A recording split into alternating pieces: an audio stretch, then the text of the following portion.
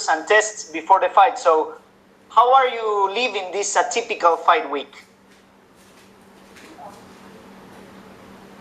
You say that one more time? Yeah, I was asking, how are you living this atypical fight week? Living? How's this fight week compared? This fight week I'm usually in the room anyway, so it really doesn't matter. I'm always in the room during fight week. I really don't associate with people outside of my camp. So it's really just another fight week to me. And what do you do to kill time in your room? To kill time, I just talk to my family, my kids, or just watch Netflix. Cool. Did all the pandemic context affect your preparation for this fight? Not at all. It really just helped me, actually. I brought a bicycle and I've been cycling a lot early in the morning, like doing 20 miles a day. So it really helped me a lot. And my final question is, what kind of fight do you imagine for Saturday? What are going to be the keys for your victory?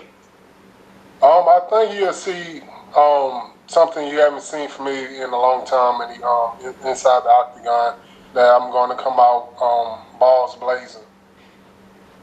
Okay, thank you very much, Luis, and good luck on Saturday. Thank you. We'll go next to Gustavo Faldon with ESPN Brazil. Your line is open. Hi, Derrick. How's it going? Terrible. Why terrible? At least you cared. The other guy didn't care. At least you asked him. No, I just seen if you care about me. That's all. Okay. After your last fight, Derrick, you said that you had a health problem. It was a matter of like life and death. Can you share with us what was that and how are you feeling? Are you feeling healthy right now or not? I'm feeling a lot better now. I really can't talk about the health problem still, but I'm feeling a lot better now. I haven't had any issues with that problem. But can you keep fighting without any problems, or?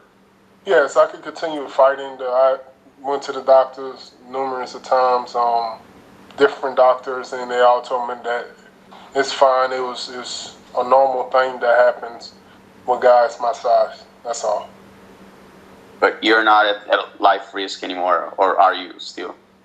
I'm not at life-threatening risk anymore, no. Okay, and what can we expect from you from this fight on Saturday? Something crazy, something different. You'll see something different from me that you haven't seen before. That's all.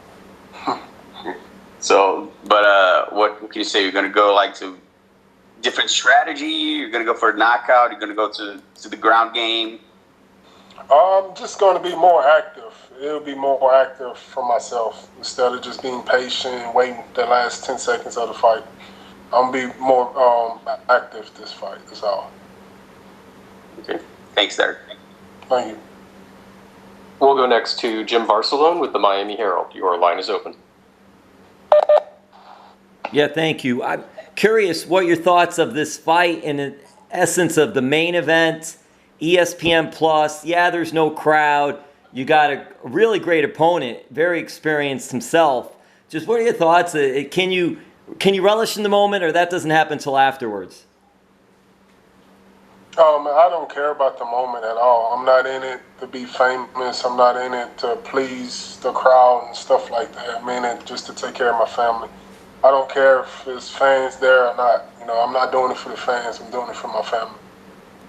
And you talked about your preparation. Just how much did you go back and look at any of his fights, or did your coaches do that, or that's something you don't really too much worry about?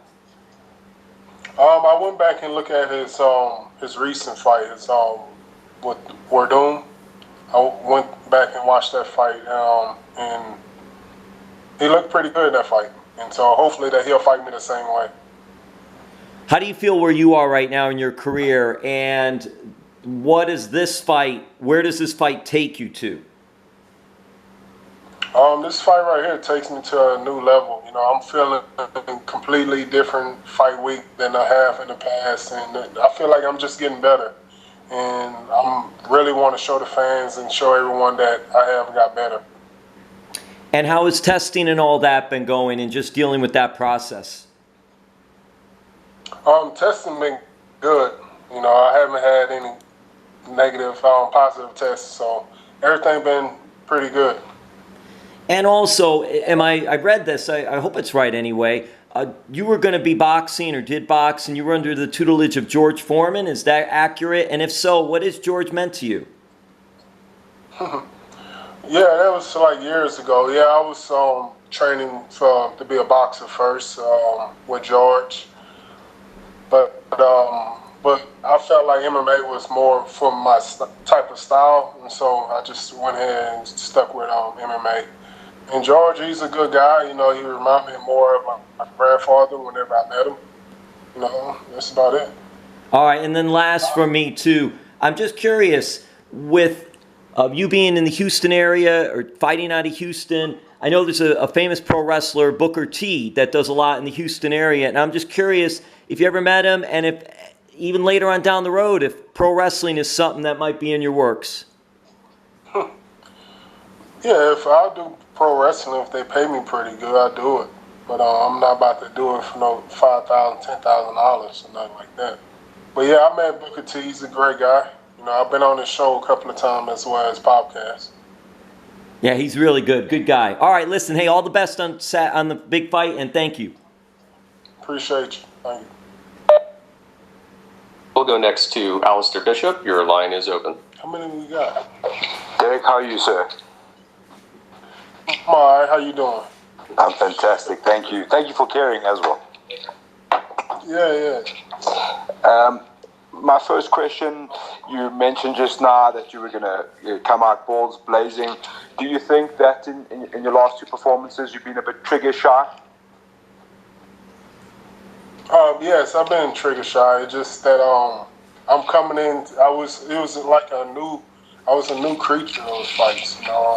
Different type of body coming into the octagon, feeling different, lighter, feeling faster, and just wanted to test it out. And now that I tested out full force and going all 3 rounds in my last 2 fights, and I feel like I'm more comfortable that I could really let loose in the first round and not gas out. So that's what I plan on doing Saturday. And do you think with a marquee sort of win or a big statement win, you can start to climb your way back up to that title contention?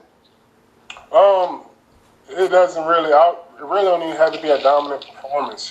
Just a win will keep me in line. Because Francis and the dude Blaze, they might get a title shot before me. So and we'll just see how everything goes from there. I'm not really focusing on the title. Just going back to the statement of balls blazing. I mean, we all know the famous post-fight speech. Have you since found a cure for your hot balls and how to deal with it? Not yet. I'll probably go to Russia after this and see how cold it is out there. I think it's winter time out there in Russia, isn't it? I think it's always winter in Russia. Okay, I'll see if my ball's still hot after this fight in Russia. You mentioned George Foreman there. What sort of role would you say a guy like George Foreman played on your career as a young guy? It was just a brief. I really didn't know George like that. It was just a brief, in and out of the gym type of moment. I talked to him a little bit, and that was it. And I was really dealing mostly with his manager. Okay. And the last one from me, obviously, Aleksei, we know, has some freakishly good submissions. The only guy ever to submit you was DC. Does that give you confidence in the fact that you have the ability to keep the fight where you want it? Not really. I've been in crazy type of training matches as well. And I know pretty much good jiu-jitsu and how to get out of crazy stuff. And the situation with DC was just one of those moments that I should never took my time trying to get up. I gotta explode. If I'm going to give my opponent my back like that, I gotta explode. Can't just take my time. And it was the reason why they ended up like that. Fantastic. Thank you, sir. Best of luck. Thank you. We'll go next to Gabriel Gonzalez with Cage Side Press. Your line is open. Gabriel Gonzaga. No, not quite, but I get that a lot. Oh, okay. I'm about to say, I thought you were about to talk shit to me today. Not at all. I'm way better looking, man. Derrick, how you doing? Are you feeling better now that you got a few interviews in? No, not really. I'm really getting aggravated the longer the interview's going, because I was watching Family Guy in my room. That messed me up. All right, I'll make it quick. Going back to the balls being hot, I saw that fans are posting your cameos, and they're asking you to say that. What other crazy stuff did they ask you to do on Cameo? I hated doing Cameo, by the way. And even I started hiking the price up, and they still was trying to get me to do cameos. And, I really had to change my number just because of Cameo. The craziest thing they asked me to do was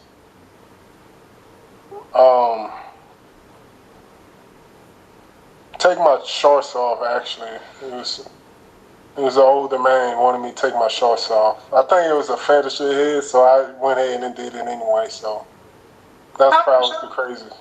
How much did he offer to pay you? He did $100. I didn't mind. It was pretty. It was fun at that time. Everyone's talking about you looking fit, man. I gotta know, what do you order at Popeyes to keep getting slim as the Black Beast? I haven't ate at Popeyes in a while. My family eat it, but I really don't eat. But whenever I do, I get about a 4-piece chicken strip, spicy, biscuit, fries, and red soda. Awesome.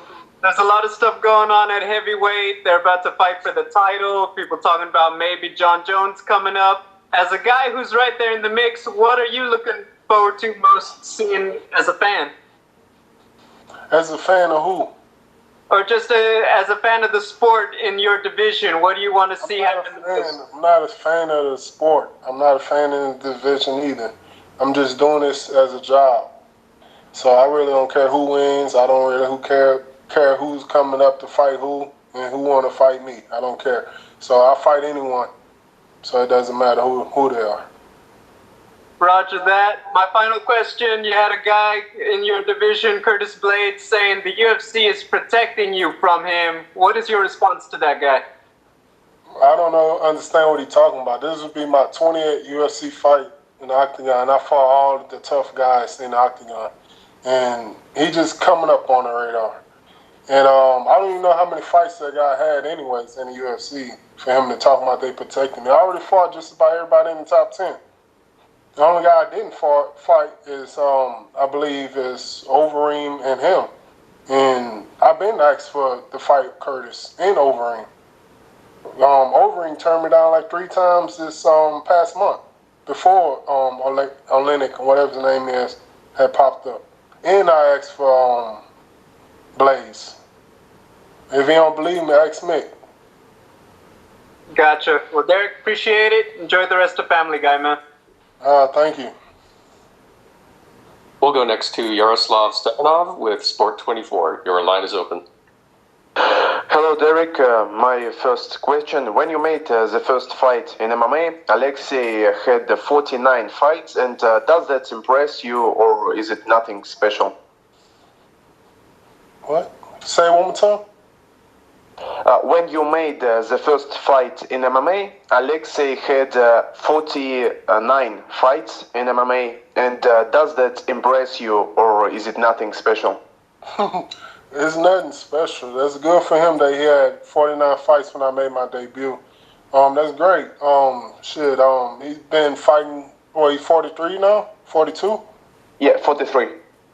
And he's still fighting, so that's pretty good. That's really motivation that if everything is not going good in my financial situation, that I could still be fighting in my 40 when I'm 43. And so I'm looking forward to it if everything don't goes right, And in 1996, Aleksei made the first fight in MMA. You were 11 years old at the time. And do you remember what you did at that age and at that time? Yeah, 11 years old. I was getting my ass whooped by my mama around that time. So I wasn't even thinking about no MMA. I was just thinking about some help. Like telling my mom I'm sorry for being bad at school. That was about it. And Abraham Kava is your manager. He was also the manager of Aleksei, and Aleksei said that he stopped working with him. Did this situation affect you in any way? Maybe you have discussed this, Kava, about this. Oh no, it didn't affect me at all. I didn't care. It doesn't matter who managed who. You know, it's the manager's not in there that's going to be fighting. So I don't really care. I just found out that they was managing him. So I don't know. I don't know what happened between them. And my final question, what happened to the food container you spat in? Aleksei, I got it. Okay, thank you. Thank you. No problem, no problem. I got more if you want some too, if you ask them. We'll go next to Julian Kiewicz with Independent Media. Your line is open. Brother. Hey, how you doing? All right, I won't keep you too long. I know you're in a hurry. I just want to know from you, has it been tough being away from your family in this pandemic, and has it affected your mental capacity in terms of just preparing, thinking of your kids more in the time? Say that last part again. I just want to know, has it been extra tough for you preparing for this fight in terms of being in the pandemic and obviously thinking of your kids also at home? Oh, not at all. I come in every fight just about the same mentality. Just kill or be killed. I'm go out there and just fight hard as I can. You know, I mean, now that I'm in way better shape, that I could really believe that I could finish him in the first round and go out there and like push the pace in the first round and get him out of there. And just tell me your ritual before leaving the hotel. Are you gonna give your kids maybe a video call or chat to them on the phone and just see what's up before you're heading to the fight? Yeah. No, say that one more time.